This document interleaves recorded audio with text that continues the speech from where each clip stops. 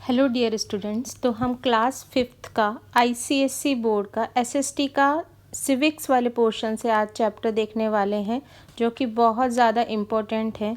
ये चैप्टर हमारी class 5th में ही नहीं, आगे जितना भी हमको स्टडी करना है उसमें बहुत ज़्यादा काम आने वाला है। तो चैप्टर का नेम है हमारे the Indian constitution.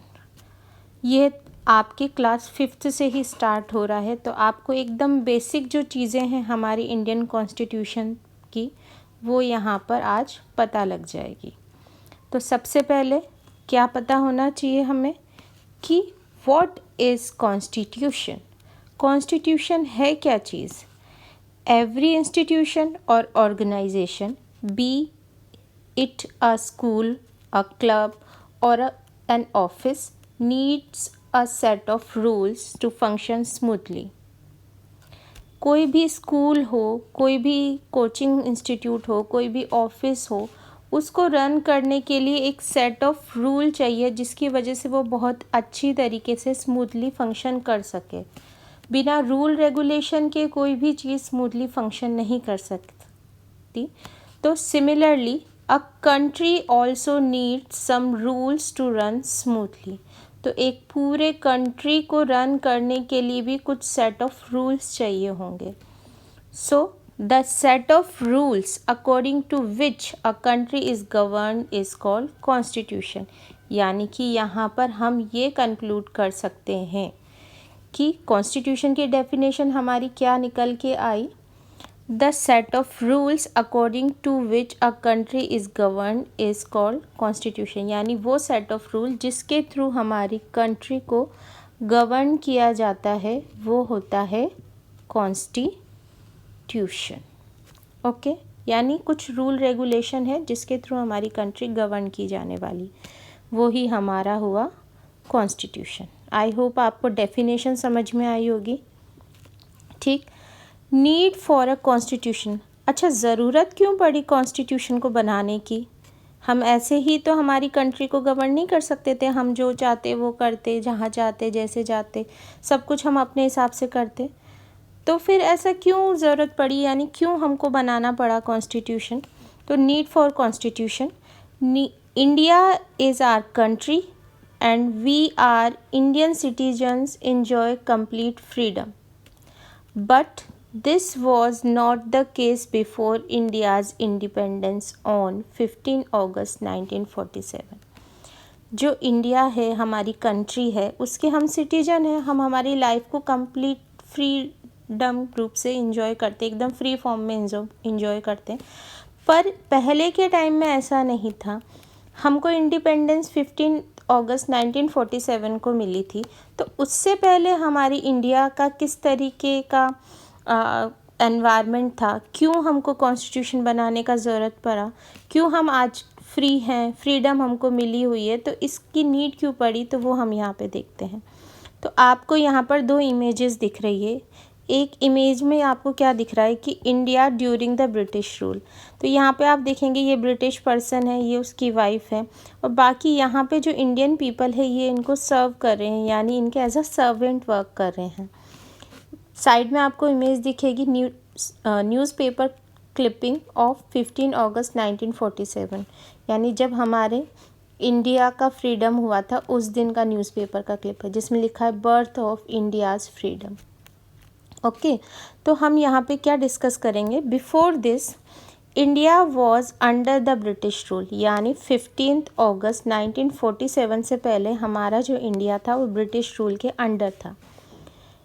Indians were treated as inferior and were not allowed to participate in the governance of the country। जो इंडियन पीपल्स थे उनको इन्फीरियर ट्रीट कराया जाता था, यानी बहुत दबा हुआ, बहुत लो लेवल का फील कराया जाता था, और उनको पार्टिसिपेट नहीं करने दिया जाता था गवर्नेंस ऑफ द कंट्री में। इंडिया को गवर्न करने के जो भी पार्ट है उसमें पार्टिसिपेट नहीं करने दिया जाता था। The British forced their ideas on every aspect of life including education, work और society।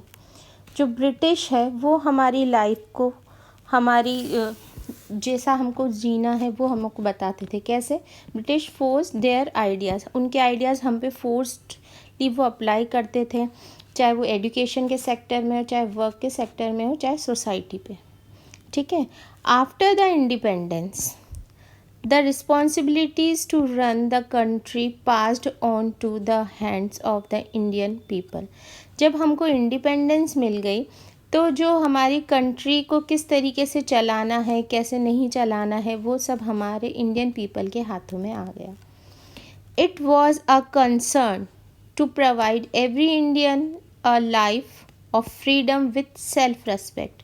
तो ये अब जिम्मेदारी हो गई कि हर पर्सन को सेल्फ रेस्पेक्ट के साथ, फ्रीडम के साथ किस तरीके से अच्छी लाइफ दी जा सके। तो at the same time our country needed a set of rules to function smoothly. तो इस समय हमारी कंट्री को अच्छे से रन करने के लिए कुछ सेट ऑफ रूल्स की ज़रूरत पड़ी। तो hence the Indian leaders agreed that there was a need of constitution. इसीलिए जाकर हमें एक अच्छे से कॉन्स्टिट्यूशन की ज़रूरत पड़ी। अच्छा, टाइम टू डिस्कस में यहाँ पर हमें कुछ दिया है, वो भी हम देख लेते हैं। Every year we celebrate republic day on 26 January. We hoist our national flag and sing patriotic song. Do you know why this day is so important? तो रिपब्लिक डे क्या है हमारा? 26 जनवरी को होता है। इस दिन हमारा कॉन्स्टिट्यूशन हमारे लिए दिया गया था, तो इसलिए हम रिपब्लिक डे सेलिब्रेट करते हैं। ठीक है। फिर क्या है? The constitution is a book of rules, principles, promises, rights and duties that are accepted by all the people living together in a country. It is the supreme law of the country। यानी कि ये जो है constitution की exact definition देखी जाए तो क्या है? एक बुक है कॉन्स्टिट्यूशन, जिसमें कि रूल्स है, प्रिंसिपल है, प्रॉमिस है, राइट्स है, ड्यूटीज़ है, जिनको इंडियन पीपल के द्वारा एक साथ कंट्री में रहते हुए एक्सेप्ट किया जाता है। और ये क्या है? It is a supreme law of the country, और ये हमारे कंट्री का एक सुप्रीम लॉ बनाती है। ठीक है। Now formation of Indian constitution. अब हमने देखा नीड क्यों पड़ी है, कॉन्स्टिट्यूशन क्या होता है। अब हम देखेंगे जो हमारा कॉन्स्टिट्यूशन है उसका फॉर्मेशन कैसे हुआ, कैसे बना हमारा कॉन्स्टिट्यूशन। तो on 9 December 1946, 8 months before India actually became independent, a group of Indian leaders and thinkers meet in the Central Hall of Parliament House in New Delhi। कहाँ पे मीट किया था इन्होंने? Central hall of parliament house in new Delhi में। कब किया था? 9 December 1946 को। ठीक है। They came together to discuss their ideas on the way to govern India and to write the constitution. तो यहाँ पे ये बोलना चाह रहा है कि जब हमारा देश इंडिया जो है वो आज़ाद हुआ था, उसको इंडिपेंडेंस मिली थी, तो उससे 8 month before India actually became independent, वो 8 महीने पहले ही इंडिपेंडेंट हो चुका था। तो उस समय जो ग्रुप ऑफ लीडर्स हैं हमारे इंडिया के, थिंकर्स हैं, वो एक जगह कलेक्ट हुए central hall of parliament house in new Delhi में, और कलेक्ट होकर उन्होंने अपने आइडियाज़, अपनी थिंकिंग डिस्कस करी on the way to govern India and to write the constitution. कैसे इंडिया को गवर्न किया जाए और कैसे इंडियन कॉन्स्टिट्यूशन राइट किया जाए। This term of thinker who had come together to write constitution was called the constituent assembly. तो जो टीम थी यहाँ पर थिंकर्स की, वो साथ में आई और उन्होंने जिन्होंने कॉन्स्टिट्यूशन को लिखा, कॉन्स्टिट्यूशन के बारे में अपने एस्पेक्ट्स दिए, उनको हम बोलते हैं the constituent assembly. Okay. The constituent assembly had 299 members under the chairmanship of doctor BR यानी कि भीमराव अंबेडकर। यानी कि कॉन्स्टिट्यूएंट असेंबली जो थी उसमें 299 मेंबर्स थे और जो उसके चेयरमैन थे वो डॉक्टर BR अम्बेडकर थे। ठीक। The members came up with many ideas and suggestion. जो मेंबर्स थे वो अपने अलग अलग तरीके के बहुत ज़्यादा आइडियाज़ लेके आते थे, अपने सजेशंस लेके आते थे। These were put together in a structured form as a constitution. और उन सबको एक साथ रखकर एक स्ट्रक्चर यानी कि एक परफेक्ट कॉन्स्टिट्यूशन बनाया गया। It took around 3 year to complete the constitution. यानी कि जो कॉन्स्टिट्यूशन है उसको बनने में लगभग कितना टाइम लगा, 3 ईयर्स यहाँ पर लगे। ठीक है। The Indian constitution was adopted on 26 नवंबर 1949। जो इंडियन कॉन्स्टिट्यूशन है उसको अडॉप्ट तो हमने कब कर लिया था, 26 नवंबर 1949 में, but it came into effect on 26 January 1950। But इसको इफ़ेक्ट में यानी सब लोगों के सामने और इफ़ेक्ट में लाने के लिए जो डेट डिसाइड की गई थी वो 26 जनवरी 1950 थी। ठीक। This was the day India was declared to be a republic. और ये वो दिन था जिस दिन हमारा इंडिया को हम रिपब्लिक अनाउंस किया गया था। Since then we celebrate 26 January as a republic day every year. उसके बाद से हमारे इंडिया में हम हर 26 जनवरी को रिपब्लिक डे के फॉर्म में सेलिब्रेट करते हैं। तो यहाँ पर एक इमेज गिवन है ड्राफ्टिंग कमेटी की, और यहाँ पर इमेज गिवन है signing off the constitution. Do you know the constitution was signed by doctor Rajendra Prasad, the first president of India, Jawaharlal Nehru, the first prime minister of India, Vallabh भाई पटेल एंड मैनी अदर्स। तो जो हमारा Indian constitution है उसको जो sign किया गया था वो डॉक्टर राजेंद्र प्रसाद ने किया था, पंडित जवाहरलाल नेहरू ने किया था, वल्लभ भाई पटेल ने किया था, और बाकी के और भी उस समय के लीडर्स थे। ठीक। अब है nature of the Indian constitution. Indian constitution की नेचर क्या है वो हम यहाँ पर देखेंगे। The Indian constitution is the longest written constitution in the world.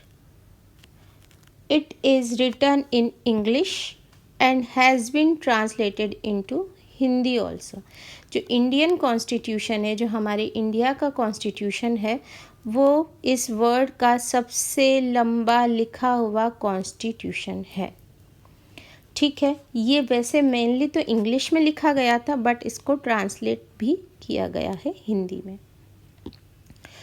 It lays down the rules or instruction on how the country should be governed। उसमें rules हैं कॉन्स्टिट्यूशन के अंदर कि कंट्री को किस तरीके से गवर्न किया जाना चाहिए। It also defines the powers and duties of the government as well as the rights and duties of citizens। या इसमें क्या दिया गया है, पावर्स दी गई हैं, ड्यूटीज़ दी गई हैं कैसे गवर्न करने की, और हम जो सिटीजन हैं हमारे राइट्स और हमारी ड्यूटीज़ भी इसमें बताई गई है कॉन्स्टिट्यूशन के अंदर। Some important parts of the constitution are the preamble, the fundamental rights and duties of the citizens, and the directive principle which the government must regard as guidelines to govern well. तो ये जो हमारा constitution है इसके अंदर कुछ important part है। उसमें सबसे पहले है द प्रीएम्बल, फिर है फंडामेंटल राइट्स, फिर है ड्यूटीज़ हमारी, उसके बाद है डायरेक्टिव प्रिंसिपल्स। तो ये हमारे कॉन्स्टिट्यूशन के कुछ इम्पोर्टेंट पार्ट्स हैं। फिर है हमको यहाँ पे बॉक्स एक गिवन है डू यू नो के फॉर्म में। The original constitution of India was entirely calligraphic, that is hand written. It was written by Prem Behari Narain और रजियाद, यानी इनका भी ये पूरा नाम है Prem Behari Narain Raizada. He took 6 months to complete the task. There are 2 original copy of the constitution, one handwritten in English and other handwritten in Hindi. तो किसने रिटर्न किया उनका नाम भी इम्पोर्टेंट है, और कैलियोग्राफिक फॉर्म में लिखा गया था पहले। इसकी दो कॉपीज़ हैं इसकी, इंग्लिश और हिंदी में। फिर है गाइडलाइंस। तो क्या है? Guiding principles. किसके? हमारे कॉन्स्टिट्यूशन के गाइडिंग प्रिंसिपल्स हमको यहाँ पे देखने हैं। देखो ये preamble, the preamble of our constitution, यानी कि जो उसका फर्स्ट इंट्रोडक्शन पेज है उसकी इमेज यहाँ पर हमें गिवन है। ठीक, तो हम पहले यहाँ पे देखते हैं guiding principles. The Indian constitution begins with a preamble. The preamble is an introduction of the constitution. जो हमारा इंडियन कॉन्स्टिट्यूशन है वो स्टार्ट किससे होता है? प्रियम्बल से। और प्रियम्बल क्या है? एक तरीके का इंट्रोडक्शन है कॉन्स्टिट्यूशन का। It mentions the values and principles on which constitution is based. इसमें ये बताया है कि कॉन्स्टिट्यूशन बेस्ड प्रिंसिपल क्या है, वैल्यूज़ क्या है वो। To understand the guiding principles of our constitution, we need to understand the meaning of each of the keywords given in preamble. तो जो हमको गाइडिंग प्रिंसिपल को समझने के लिए हमको जो प्रियम्बल है उसके जो कीवर्ड्स हैं उनको, हर एक कीवर्ड को समझना बहुत ज़्यादा ज़रूरी है। The preamble declares India to be सोवेनियर, socialist, secular, democratic and republic. Preamble में क्या डिक्लेयर किया है? इंडिया को सोवेनियर डिक्लेयर किया है, सोशलिस्ट डिक्लेयर किया है, सेक्युलर डिक्लेयर किया है, डेमोक्रेटिक और रिपब्लिक डिक्लेयर किया है। ठीक है, let's understand the meaning of each of these term. सबसे पहले है सोवेनियर। सोवेनियर का मतलब क्या है? It means that India is a free country. People of India can alone take decision to run the country. No other country can tell Indian government what to do.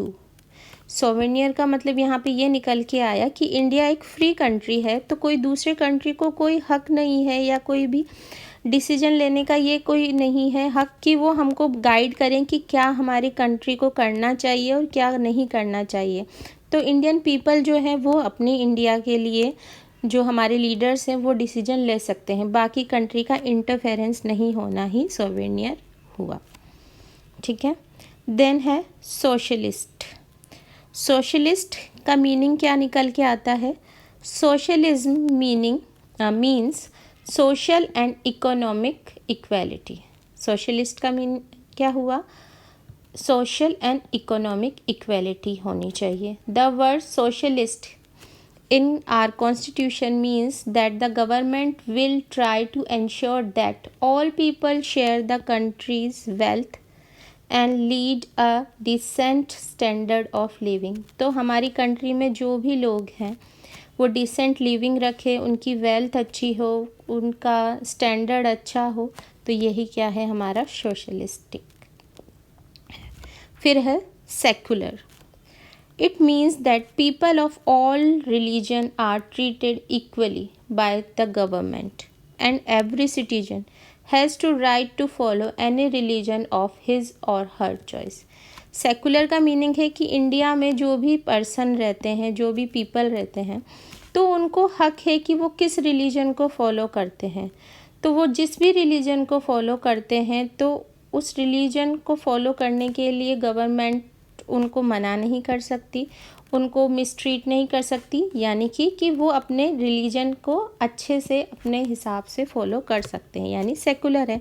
ऐसा नहीं कि Hindu religion ही follow करेंगे, मुस्लिम ही follow करेंगे, सिख ही follow करेंगे। तो हमारी India में हर religion के पीपल फ्रीली रह सकते हैं। फिर है डेमोक्रेटिक। डेमोक्रेटिक वर्ड का मीनिंग क्या निकल के आता है? Democracy is a government of people by the people and for the people. Democracy का मतलब हुआ गवर्नमेंट ऑफ पीपल, यानी लोगों की गवर्नमेंट, जिसमें कि बाय द पीपल और फॉर द पीपल, यानी लोगों के लिए और लोगों के द्वारा काम किया जाता है। This means that people elect their own government in a democratic country, यानी कि जो यहाँ के लोग हैं यानी कि डेमोक्रेटिक कंट्री के जो लोग हैं वो अपनी गवर्नमेंट खुद से इलेक्ट करते हैं, खुद से चूज़ करते हैं। India is the largest democracy in the world. इंडिया सबसे बड़ी डेमोक्रेसी है पूरे वर्ल्ड के अंदर। Every Indian citizen of 18 year and above has right to choose a leader through the system of voting.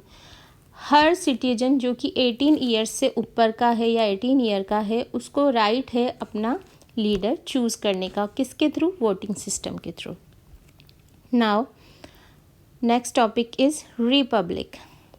Republic का meaning, it means that the head of state is not a king or queen and it is not a hereditary position. Republic का मतलब है कि head of the जो state है, state का जो head है, ना तो वो कोई किंग है ना ही कोई क्वीन है। उसको हम जो पीपल है, इंडियन पीपल है, सिटीजन है, उन्होंने चूज़ किया है। और वो हेरिडिटिकली भी नहीं होता कि किसी, जैसे कि किंग है, किंग का जो बेटा है वो नेक्स्ट किंग बनेगा, फिर उसका बेटा फिर नेक्स्ट किंग बनेगा, तो ऐसा नहीं है। यानी हेरिडिटिक सिस्टम नहीं चलता है, हर न्यू लीडर को हम चुनते हैं।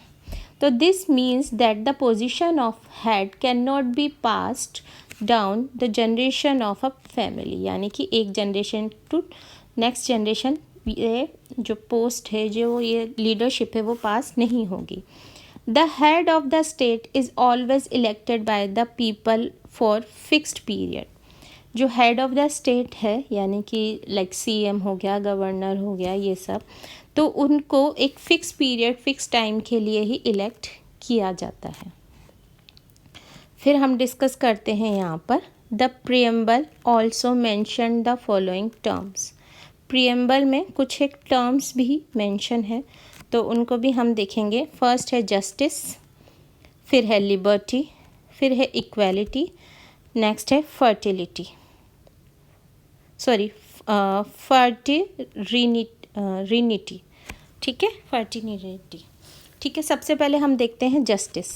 जस्टिस है हमारा social and economic and political, social, economic and political justice के बारे में हम देखेंगे। It means that people should be treated Fairlie and honestly in all matter. यानी कि जो भी लोग हैं उनको ट्रीट किया जाएगा फेयरली और ऑनेस्टली, कोई भी मैटर हो उसमें।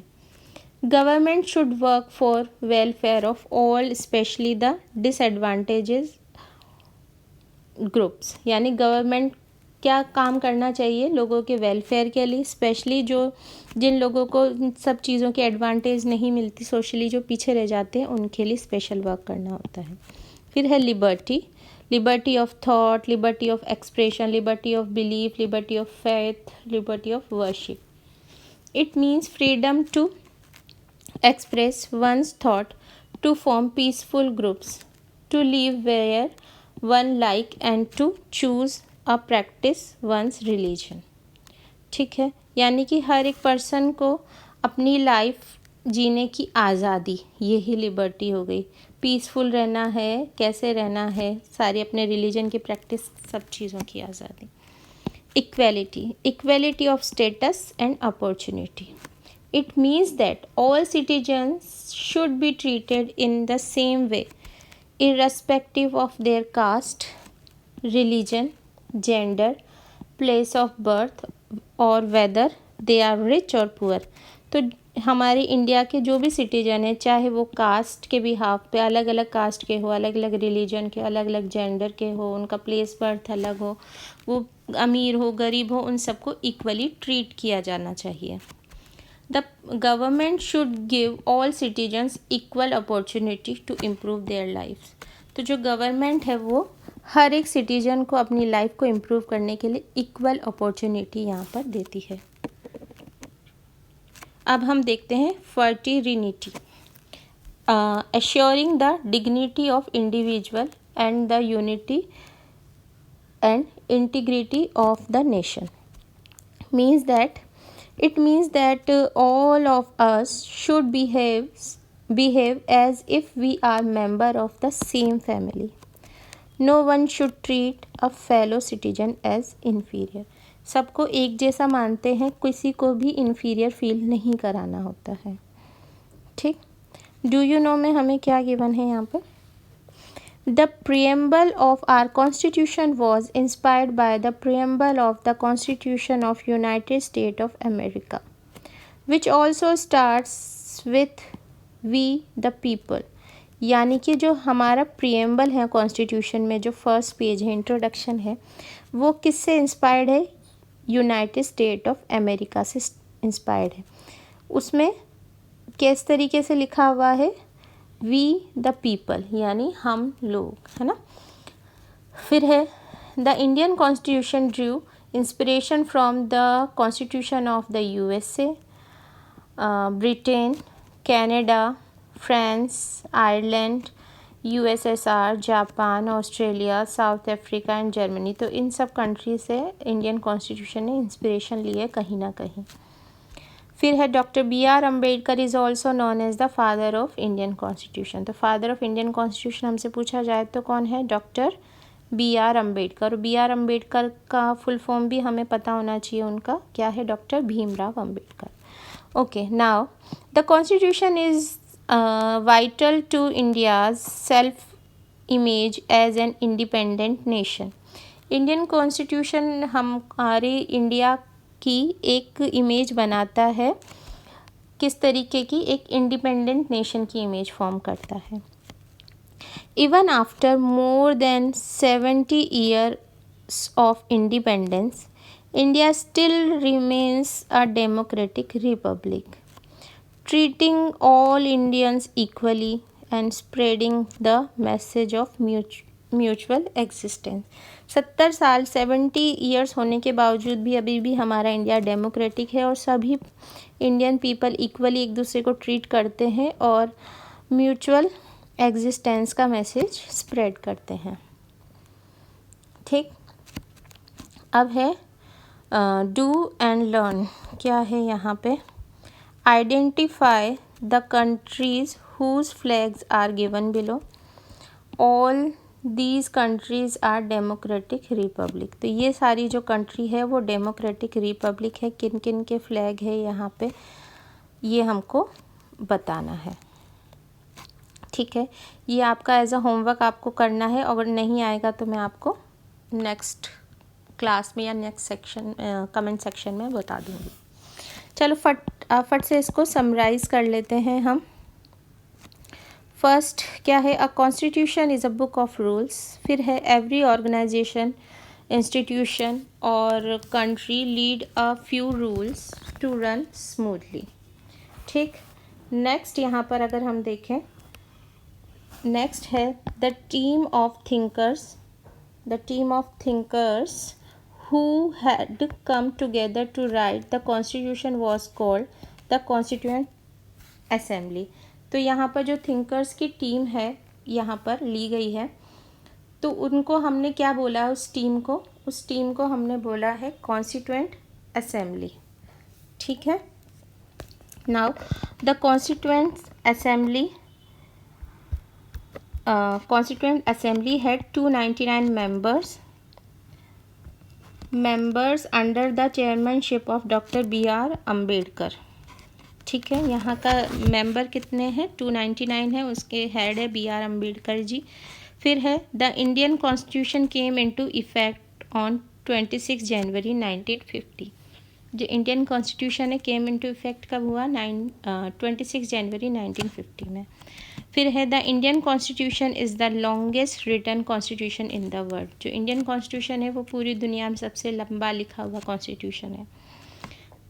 Next is The preamble mention the value and principles of which the constitution is based। तो preamble values बताता है constitution में क्या क्या लिखी हुई है चीज़ें, उनके principle को बताता है।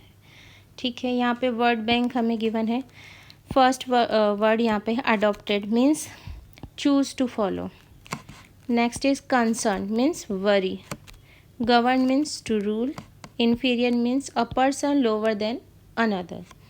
Principles means basic values or laws that represent that is desirable and positive। Next is republic, A country where the head of the state is an elected person. और right means a privilege given by law is called right.